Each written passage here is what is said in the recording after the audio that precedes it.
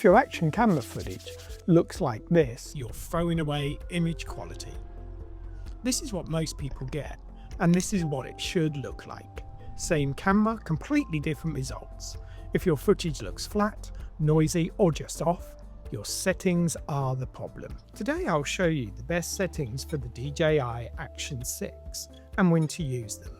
This also applies to the Action 5 Pro and Nano. But more importantly, I'll show you why most best settings videos get this wrong. Because this is not set and forget. Once you understand this, your footage improves instantly. Everyone says turn this on, and most of the time they're right.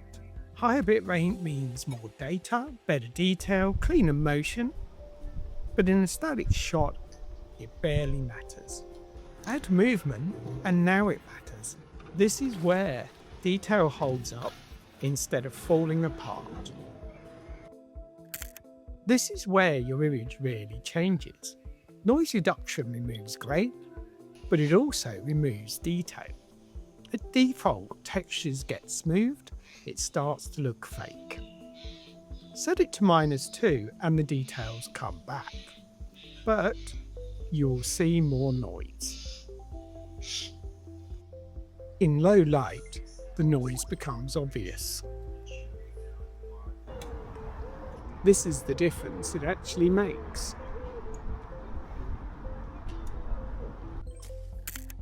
Texture controls sharpening. At 0, it can look slightly overdone. Look at these edges. -1 is the sweet spot, cleaner, more natural. -2, and you start losing detail. In low light, leave it at 0.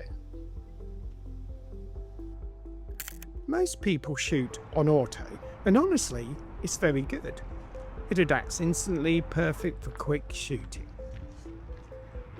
But it falls apart when you edit. Exposure shifts, brightness changes, shots don't match. And that's why your footage feels inconsistent. Watch this. This is why your footage doesn't look cinematic. Comment below, are you using auto or manual right now? Manual locks everything in. No exposure shifts, no surprises. But without ND filters, it still won't look right. This is what fast shutter looks like. And this is with an ND filter. ND reduces light, so you can slow your shutter down. This is what makes footage feel cinematic. Auto, quick shooting, changing light, no setup. Manual with ND, plan shots, consistent lighting and best quality. There is no single best setting. It's all about using the right one at the right time. And once you do, your footage stands out immediately. If your footage already looks better after this, then please hit like.